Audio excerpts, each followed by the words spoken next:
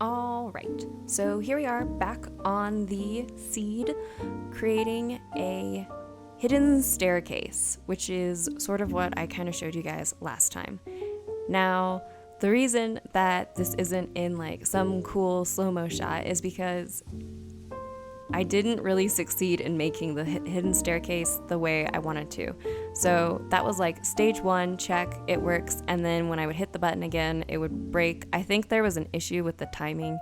So this was 100% like a user error situation.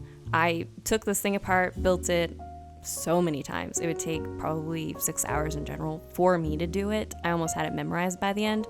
So we went with a different tutorial. And I'm not going to put like a description or put this one in the description, mainly because I know that it was my error in not being able to do it, but we went with a far more simple one. I don't like it as much because you have to do full blocks instead of doing the stair set, which the other one had, but it was still 3 wide, which is what I needed in order for it to be centered the way I wanted it to. Since all of the builds or the castle in general, is set with odds. I also, as you could sort of see, finished off putting the mud down for the floor, which took a while.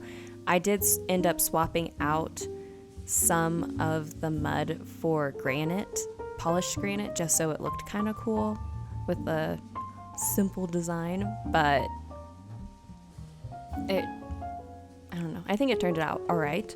One other interesting thing that I kind of ran into when setting up the floor and trying to build this stuff all out was the fact that I again still had pillagers spawning all over the place. So that was kind of funny. Just occasionally I would just be building and all of a sudden, I wish I had been recording at the time, but it was probably like the 4th iteration of the hidden staircase, and one of the pillagers ended up, thankfully it wasn't the one with the like banner on it, because again I was without a bucket of milk and I was able to take him out, but one of the guys popped down while I wasn't paying attention, and all of a sudden I just started getting shot at, and I was like, oh my goodness, what happened? But we were able to eventually get a working 3 wide hidden staircase. And here I decided that I was going to kind of build out the staircase and have it lead down. I don't quite know what this area is going to end up being, as you'll see when we're going through and getting a little bit further along in the general design. It's another large space similar to the kind of castle that I made. You all know what the castle looks like. You've all seen it. Anyways, the large like castle, like open grand room, I don't exactly know what to put into it because originally I was going to put like a storage system, but it looks kind of, in my opinion, it looks too cool for me to just like dump a whole bunch of chests inside of it. So maybe this kind of basement area that I'm making right now, maybe I'll put my chest situation down here, but I don't know. I haven't decided yet. But yeah, this is the staircase kind of path that I'm making to lead down into this separate area. I added in the video that I watched for the staircase that I ended up doing, which is in the description down below, explained a pretty simple way of moving the button/lever away from it,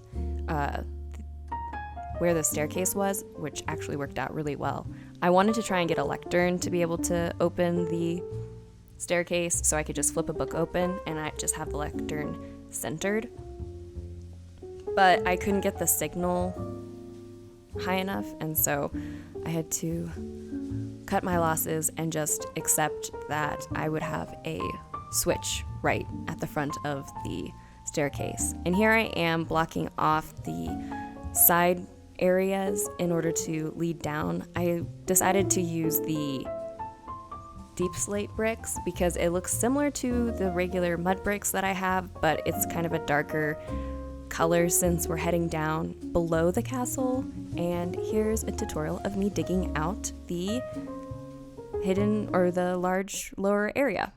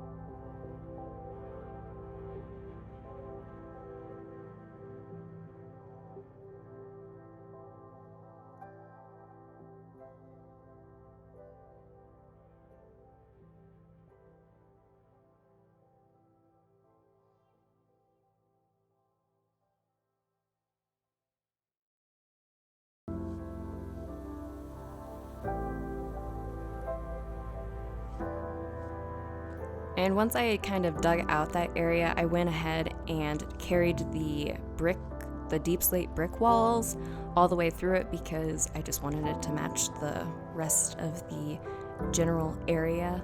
I still have this section of deep slate that I have. It's close to where I have the zombie spawner slash attempted to be a copper farm but failed at being a copper farm area, which is where I'm getting all of my deep slate because it's kind of far enough away from everything and it's an easy place for me to get stuff. One nice thing when doing this was the fact that I was able to get just a whole bunch of kind of copper everywhere when digging out this large section. I also forgot that you have to have an opening for a beacon when I initially rebuilt it the second time, and so there was definitely a moment of struggle as I tried to figure out what I had done with my beacon because it wasn't working. And then I went back over to the location of the incident where I lost everything at the desert because it was near this mangrove and I wanted to be able to get some frogs because I kind of toyed with getting frogs. I can't remember. Oh, I think it was in my hardcore world. I had finally gone and gotten some frogs, but I never actually got to use them. So I made them a little tiny kind of enclosure area so that I could kind of peek in and see them. Eventually, I'm going to try and make a frog light farm, but I think that's going to have to wait until another time. Let me know what you guys think down below, and I will see you all next time. Thanks. Bye.